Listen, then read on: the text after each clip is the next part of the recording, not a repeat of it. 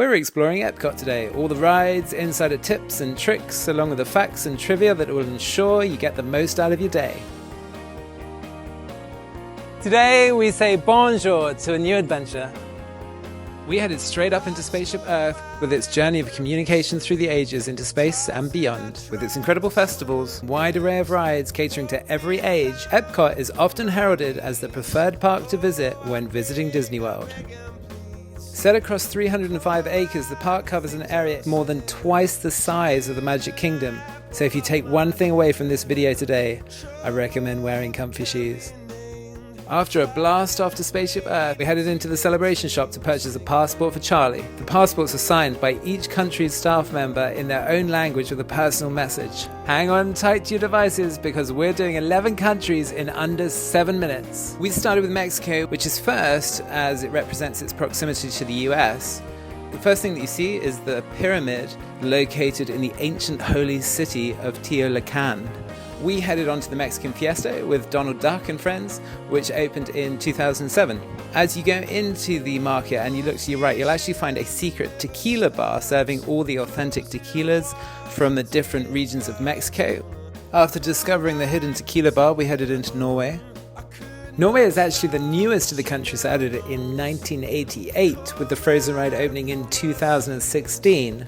Epcot still has room to add 6 more lands, with many new lands being rumoured over the years. The latest rumour is actually adding a Mary Poppins ride to the United Kingdom area. The question Disney faces is whether to add a new land or to add more rides to the existing lands. If you ask a lot of regular Epcot attendees, they'll actually say that the skull bread in the Kringle Bakery og Cafe is one of their favourite treats. It's also the only place that you can get a spiked coffee in the park. Next, we stroll through the Chinese gardens, which have indigenous flowers and trees all brought over from China. The Chinese pavilion is actually a replica of the legendary Beijing structure named Temple of Heaven. We went into the surround sound experience. There's also a gallery to Disney Beijing to give you a taste of what to expect if you're wanting to do a world tour of Disney parks. If you're interested in experiencing a new treat with a kick, is in the Joy of Tea Pavilion, a drink called Tipsy Ducks in Love, which is a tea with whipped cream and bourbon in it. Next, we headed on to the Outpost, which has a musical play area for the kids, which is absolutely fantastic. And it also has alcoholic and non-alcoholic Dole Whip refreshments. As we headed into Germany, I can't help but think how much Germany's contributed to Disney's inspiration, not least the Cinderella Castle, which is actually based off the Neuschwanstein Castle in Bavaria. Try saying that after you've had a few mulled wines. Cuckoo clocks are handmade and cost between 100 to 2,000. Originally, Germany had a Rhine river cruise planned, which is actually now hidden behind the Muriel to the right of the restaurant. Our little one absolutely loves the miniature garden train land in Germany, which is themed for every festival and has a dedicated team looking after it. As we enter Italy, the authentic Venetian architecture is incredible. If you are a wine connoisseur, there is a wine tour that takes you through Germany, Italy and France, which is $32 and will give you a reusable cup and 2 drinks in each of the lands. Or perhaps head over to the authentic Italian ice cream where you'll get some gelato. Next up, the American Pavilion with a stage hosting bands and events throughout the year. It holds just over 1,000 people per showing. Here's a tip for you. The American Pavilion has the poshest toilets, well worth checking out. It also has the American Adventure Story, presented by Benjamin Franklin and Mark Twain, a must-do. Next up, we headed over to the Matsuriza drumming, which happens every hour on the hour and is well worth catching. If you carry through, you'll find an authentic Japanese department store. It's actually a hidden door that leads to a gallery of Japanese culture inside the store, and you can ask any staff member where it is, and they'll point it out to you.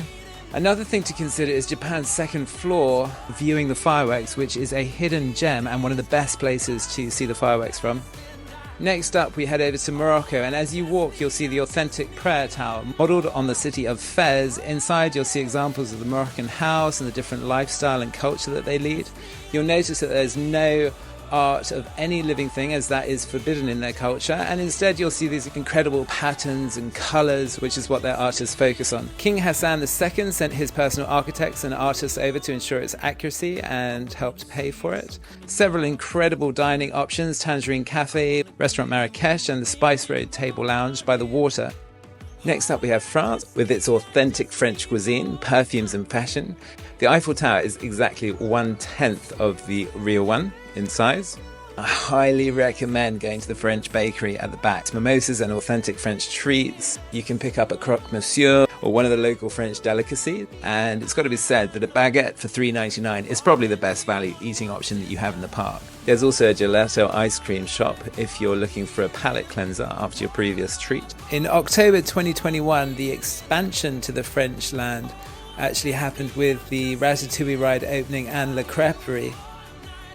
We joined the line for Ratatouille, which is our favourite ride at Epcot, but does get quite long rides. And don't forget, if you are rope dropping, then it will be filled up because the other park entrance is right next to it.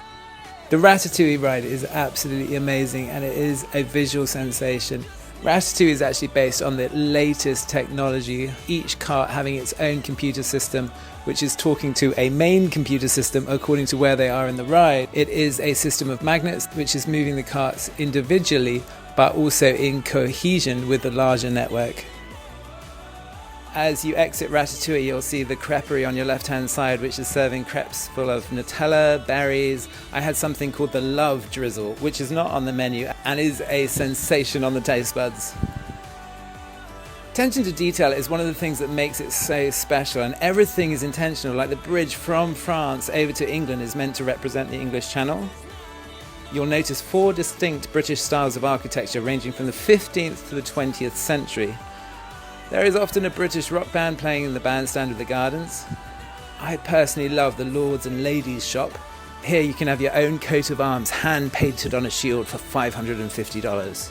Toy Soldiers shop actually has a replica of the Christopher Robin's room. The beer in the Rose and Crown is actually warmed to 55 degrees to make us feel right at home and often has live music in it.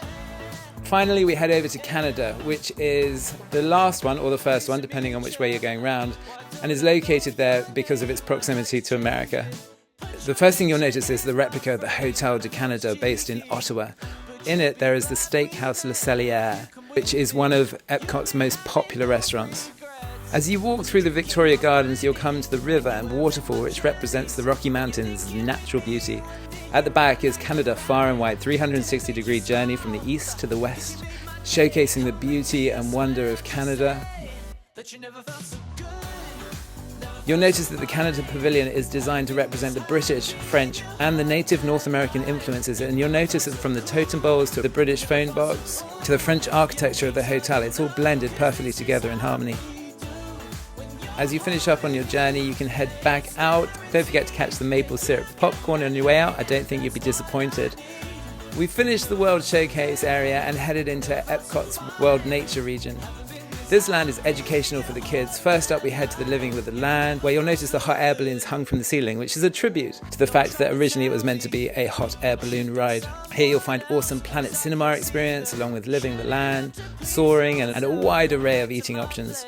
We headed on to the Living with the Land ride, where you'll see a house on your left-hand side, which actually has a replica of the room that Walt grew up in and still has a lamp burning to this day, which you can see more obviously from the Garden Grill restaurant at the back.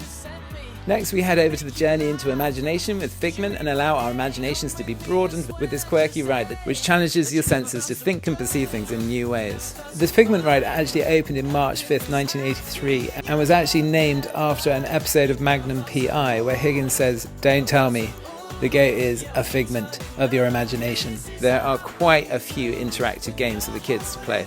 Right next door is Pixar's Short Film Festival, which is a must-see 3D cinema experience. Next, we head into the seas with Finding Nemo and Friends. The building is absolutely massive and is the largest building in Epcot, hosting the largest saltwater tank in the world of 5.7 million tons, which is actually enough to fill Spaceship Earth twice over. We particularly like the naughty sharks in the play area after you get off the ride.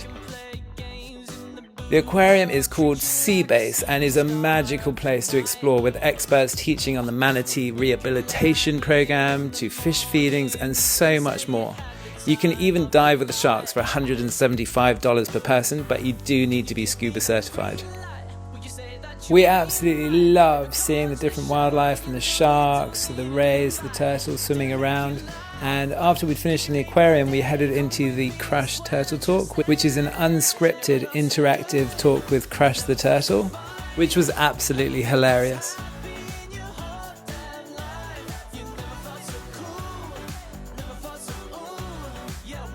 We finished off the World Natureland with Moana's inspired Journey of Water, where you can interact with water from touching it, play music with it, walking through it, splashing in it, celebrating with it, and being sprayed by coconut. It's an amazing setting with Tafiki and the Epcot ball in the background. It's also a great place to cool off with a splash pad on a hot day. If you're heading over into the World Discovery area, there is a lot to do for the big kids. There's test tracks, the Guardian ride, and a lot of other things. We opted to do some character meetups while I got to ride Cosmic Rewind, which is Guardians of the Galaxy ride, and tops out at a whopping 60 miles an hour, which is only 4 miles an hour slower than Fast Track, which is Disney's fastest ride.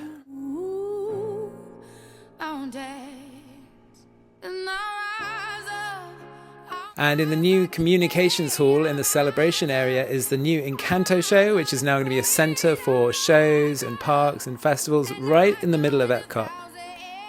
We had an absolute blast partying with our little man and danced the night away. Epcot has 4 festivals each year, and it does get a lot busier during the festivals. So if you come in between, you're going to be at a bit of more of a downtime. If you come at the Food and Wine or the Flower or the Christmas festival, it is going to be heaving, but it is so much fun. It's true that Epcot naturally lends itself to the bigger kids with the wine and the rides and things, but there is so much to do with the kids as well. I'll leave you with the story of Luminous, the Symphony of Us, which is Epcot's finale at 9 p.m. every night, which is a story that's not just about one person. It's about you, it's about me, about all of us together and all of us sharing the same story, where each of us plays a unique instrument in the symphony of us. It's a journey we've all lived through. It's a story that we all connect through, a story of birth, to finding our voice, forming a family and friendships, discovering others, experiencing loss.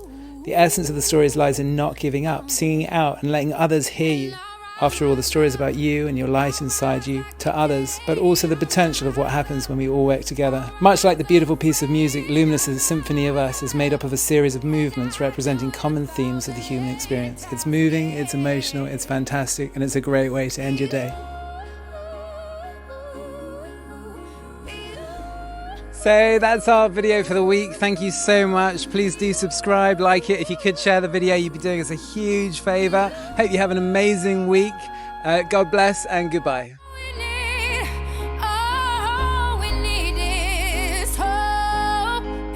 We have each other, and for that we have each other.